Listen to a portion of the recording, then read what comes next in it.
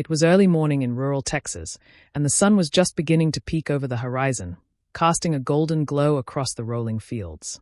Birds chirped lazily, and a soft breeze rustled through the tall grass. John Miller, a 72-year-old U.S. Army veteran with a weathered face and a quiet demeanor, loaded his grandson Tyler into the old Ford pickup truck. Tyler, only 10 years old, was bubbling with excitement, chatting non-stop about the new comic book he had just gotten and the snacks his grandma had packed for their little road trip. To anyone passing by, it seemed like an ordinary morning, the kind where life felt safe and simple. The road they were driving on was narrow, winding through a dense patch of forest locals called Whispering Pines Road. The trees leaned over the pavement, their long branches swaying like silent sentinels, creaking faintly as if they were whispering secrets to each other. Legend said travelers sometimes felt watched along this stretch, but John never believed in local ghost stories. To him, it was just another peaceful drive, a perfect way to spend a quiet morning with his grandson before the summer heat set in. Tyler, peering out the window, kept pointing at squirrels and deer, laughing at every movement, completely unaware of the unease that seemed to linger in the air. As the truck rolled deeper into the forest, the shadows of the trees stretched longer, and the wind carried strange, almost musical whistles that danced among the pines. John hummed an old army tune under his breath, trying to reassure himself that it was all natural, just the sound of the wind through the branches. But even he felt a subtle tension, a prickling at the back of his neck, as if the forest was holding its breath. Tyler, sensing his grandfather's unease, leaned closer and asked if the trees were singing to us.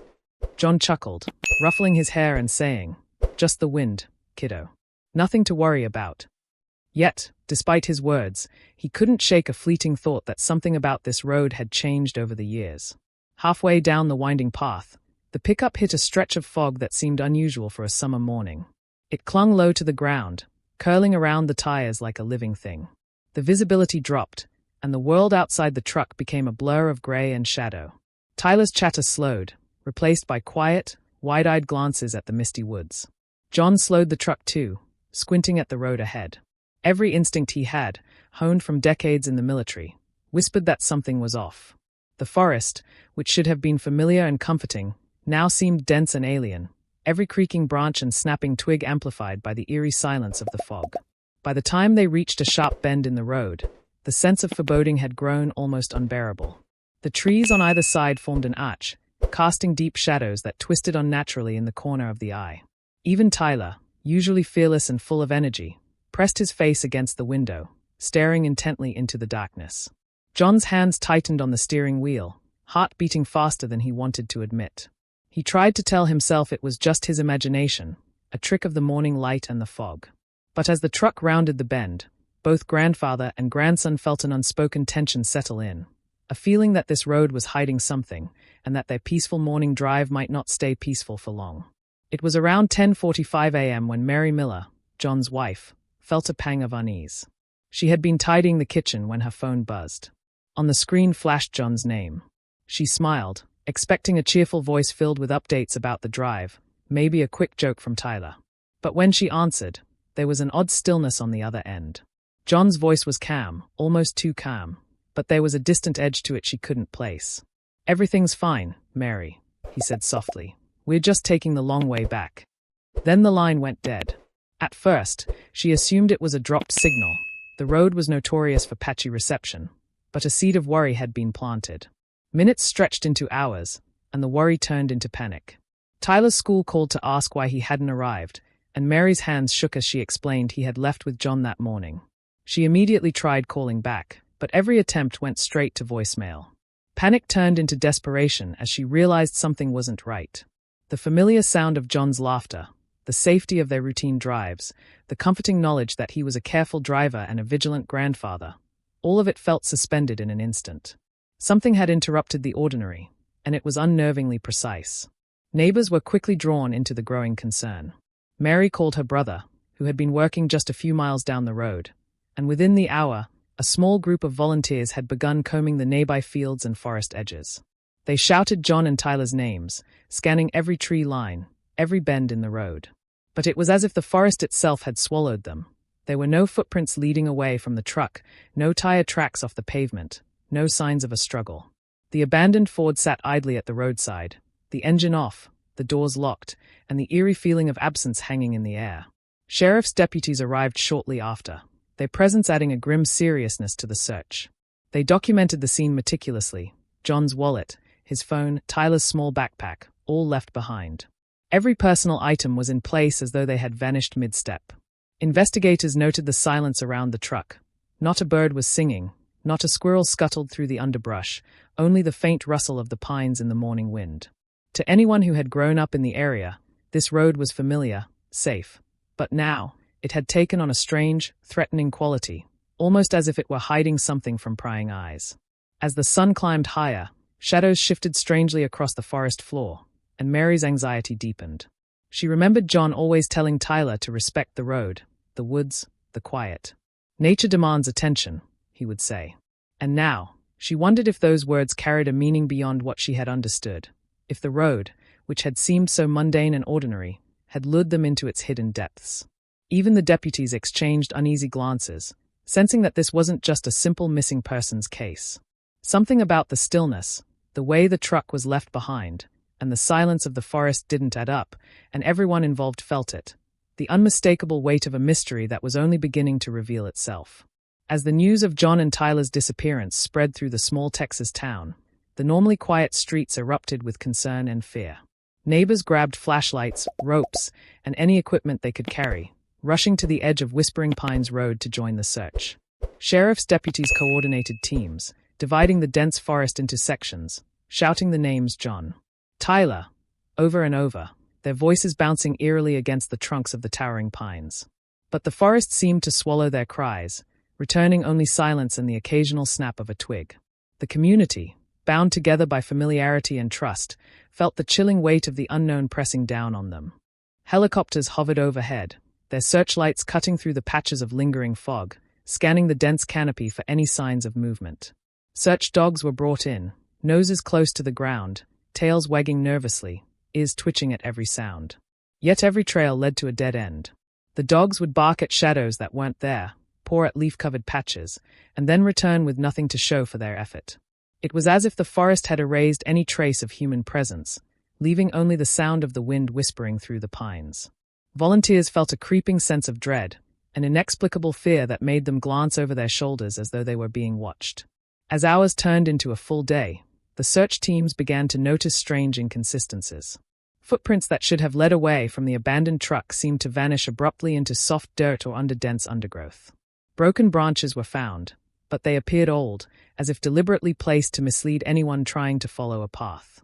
A few searchers claimed to hear faint laughter, small, childlike giggles that faded as soon as they turned to locate the source. Every clue they found only deepened the mystery, making it feel less like a search for missing people and more like a puzzle carefully arranged to confound and confuse anyone who tried to uncover the truth. Local residents who lived near the road reported odd occurrences that day. One farmer said he saw a shadow darting across the road, far too large to be John or Tyler. Another claimed that his dog refused to enter the forest, growling and whining at nothing visible to the human eye. Even the weather seemed uncharacteristically still, the air heavy and tense, as if nature itself was holding its breath. Every sensation, the silence, the shifting fog, the distant noises, contributed to a growing feeling that something beyond human comprehension was at play, lurking just beyond the edge of vision. By nightfall, search efforts had intensified, but fatigue began to set in, and the forest seemed to grow darker and more oppressive. Flashlights cut narrow beams through the thick trees, revealing glimpses of twisted roots, moss-covered rocks, and shadows that seemed to move independently of the light.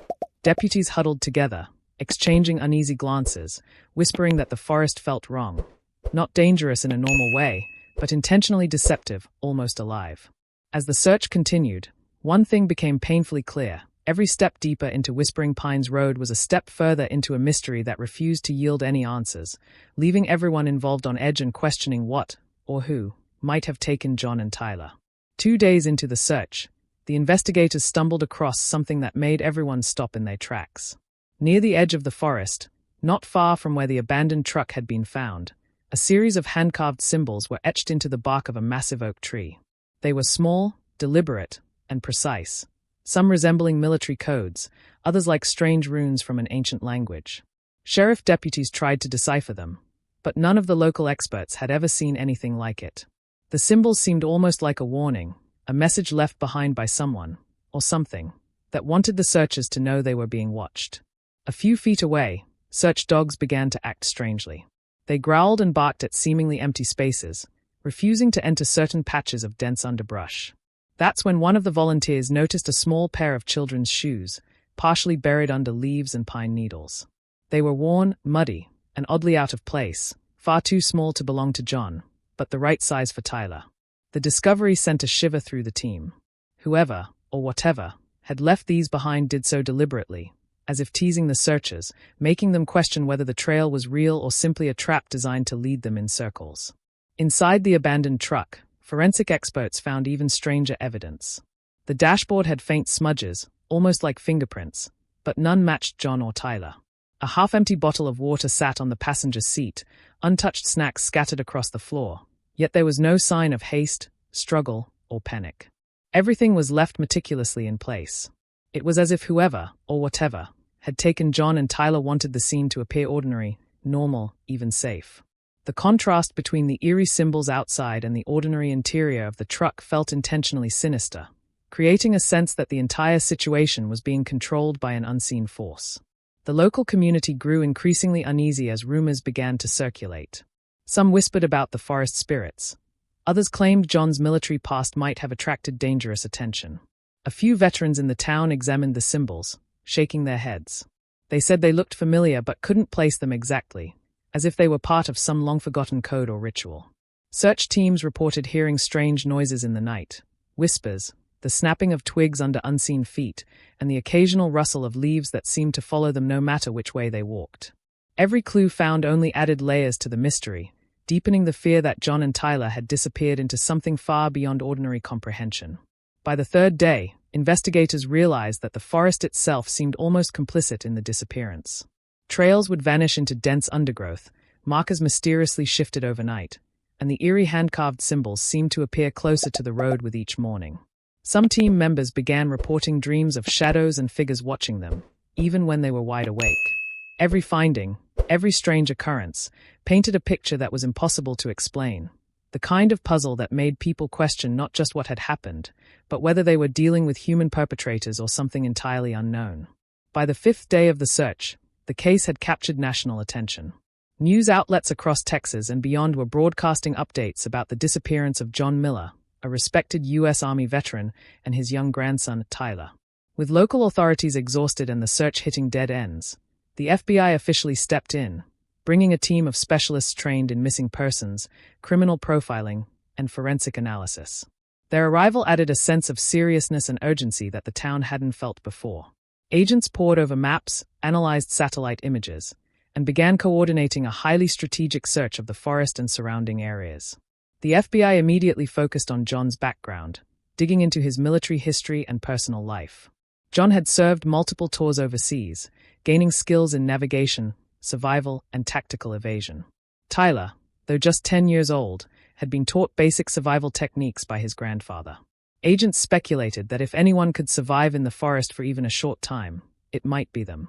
But as they examined the abandoned truck and surrounding area, they realized something was wrong. The trail simply disappeared into the forest. No tire tracks, no footprints, no signs of struggle. It was as if both grandfather and grandson had simply vanished into thin air.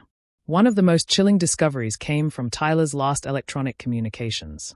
After carefully tracing his phone and John's devices, the FBI uncovered a mysterious text sent to Mary Miller from an unknown number. It read, simply, "We're not alone." That brief, cryptic message sent shockwaves through the investigative team. The number couldn't be traced, the metadata was scrambled, and there was no indication it had originated from any known cell tower. Whoever sent it, or whatever, seemed to know precisely where John and Tyler were, heightening the sense of a calculated, intelligent presence lurking nearby.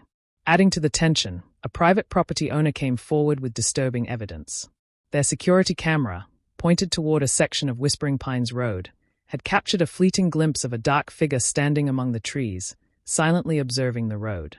The footage was grainy and indistinct, but the figure's presence was undeniable. It vanished moments later, leaving the forest still and silent. Investigators struggled to determine whether it was a human watching them or something far stranger. Every shred of evidence seemed to suggest an unknown intelligence was orchestrating the events, carefully controlling the environment around the road, almost like a predator stalking its prey. Meanwhile, the FBI expanded their search perimeter, combining aerial drones, thermal imaging, and K-9 units with ground teams.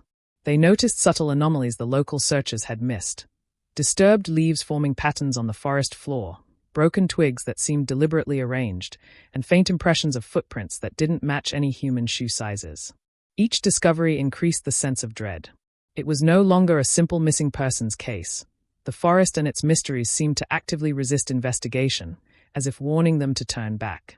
Agents began documenting everything meticulously, realizing that every clue was pointing toward a mystery far larger and darker than anyone had anticipated. Months of exhaustive searching and dead-end leads left both investigators and the Miller family frustrated and on edge. Then, in early 2024, the FBI received an anonymous tip that would redirect the entire investigation. The tip described a remote, dilapidated cabin nearly 50 miles from Whispering Pines Road, deep in the woods where very few people ever ventured. Agents were immediately skeptical. It could be a prank, a trap, or worse. But given the lack of progress and the high-profile nature of the case, they decided to investigate. Every team member approached the assignment with caution, aware that whatever lay inside could be dangerous or horrifying. Upon arrival, the cabin seemed abandoned, with broken windows, a sagging roof, and wild vines creeping over the walls. Yet, inside, the FBI found startling evidence: a small, worn backpack that belonged to Tyler, partially torn but clearly used recently. Food wrappers, a half-eaten sandwich, and a water bottle, all from the past few weeks, littered the floor. Investigators also discovered hand-drawn sketches in Tyler's notebook, depicting shadowy figures with glowing eyes, strange lights hovering over the trees, and cryptic symbols eerily similar to the ones found near the abandoned truck. The realization hit them. This was no ordinary disappearance. Someone, or something, had been deliberately leading John and Tyler here. What struck the team most was the level of meticulousness in how the cabin was used. The items were clearly staged, almost like a breadcrumb trail left behind, but there were no signs of forced entry, no footprints leading to or from the cabin, and no other human presence detected. The FBI began analyzing the soil and environmental traces, discovering subtle disturbances around the perimeter, faint impressions too small for John and too precise for Tyler, yet clearly intentional. Every clue seemed to suggest that they were being monitored, perhaps even studied, with the intruder or force aware of every movement the pair made in the forest. Inside the cabin, one agent discovered Tyler's notebook open to a page filled with hastily written words. "They watch us. The lights move. Grandpa says we must follow them, but not too close." The handwriting was trembling, showing fear and urgency far beyond what a 10-year-old might normally feel. Investigators reviewed the page multiple times, cross-referencing it with the earlier symbols on the trees. It became increasingly clear that the disappearance involved more than just physical hiding.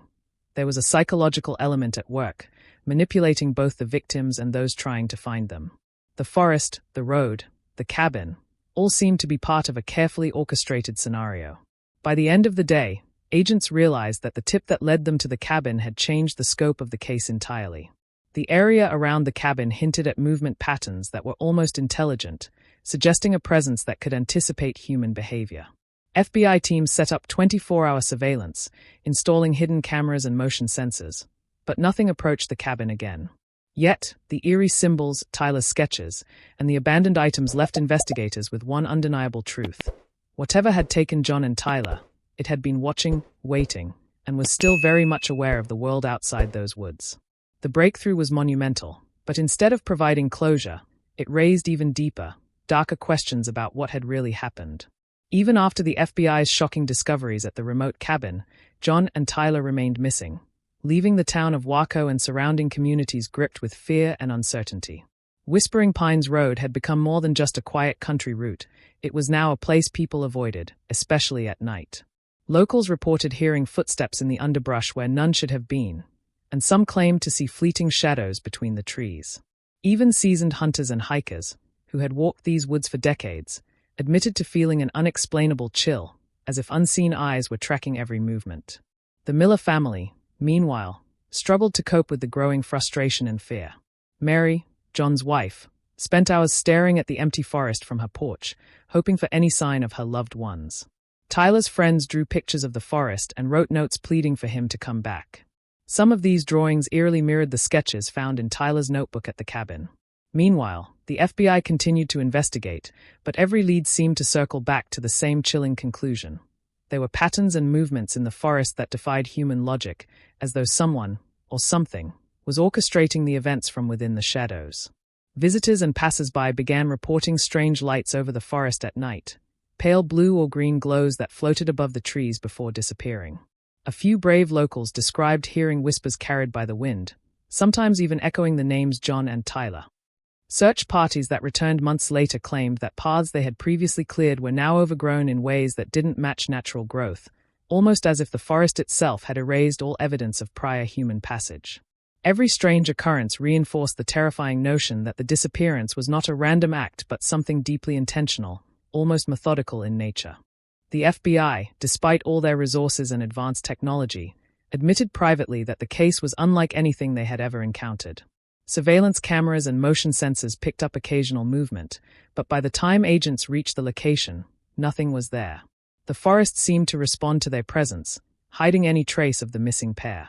Analysts began hypothesizing that John and Tyler were not just lost, but potentially being held in a place the forest itself concealed, a location that seemed to exist outside the normal laws of logic and physics. Every observation made the agents question what kind of force or intelligence they were really dealing with. To this day, the disappearance continues to haunt the area. Tourists, journalists, and thrill-seekers venture near Whispering Pines Road, hoping to catch a glimpse of the unknown, only to report unsettling sounds, mysterious shadows, or inexplicable chills. For the Miller family, the uncertainty remains the worst part. The knowledge that their loved ones could be somewhere, alive or not, trapped in a scenario beyond comprehension. For the authorities, the case is a cautionary tale, a reminder that some mysteries in the vast Texas forests are not meant to be solved, at least not by human understanding. The road remains, winding and quiet, hiding secrets that refuse to be uncovered, and the whispers of what happened continue to echo through the pines. And so, John Miller and his young grandson Tyler remain missing, their fate unknown. Their trail vanished into the dense, whispering woods of Texas. Whispering Pines Road has become a place of fear and legend, a reminder that some mysteries are far beyond our understanding. The FBI uncovered clues that shook even the most experienced investigators, yet the truth remains just out of reach, hidden in shadows, watching, waiting. Locals say that if you drive down that road late at night, you can feel it, the stillness, the whispers, the weight of unseen eyes tracking your every move. Some claim to see lights flickering among the trees, or shadows moving just beyond your vision. And while the world moves on, the Miller family waits, holding on to hope that one day answers will come. But until that day, Whispering Pines Road keeps its secrets, guarding them jealously, leaving us with one unsettling truth. Some disappearances are more than just mysteries. They are warnings, a reminder that even in the wide-open spaces of Texas, the unknown is never far away, and some roads should never be traveled alone.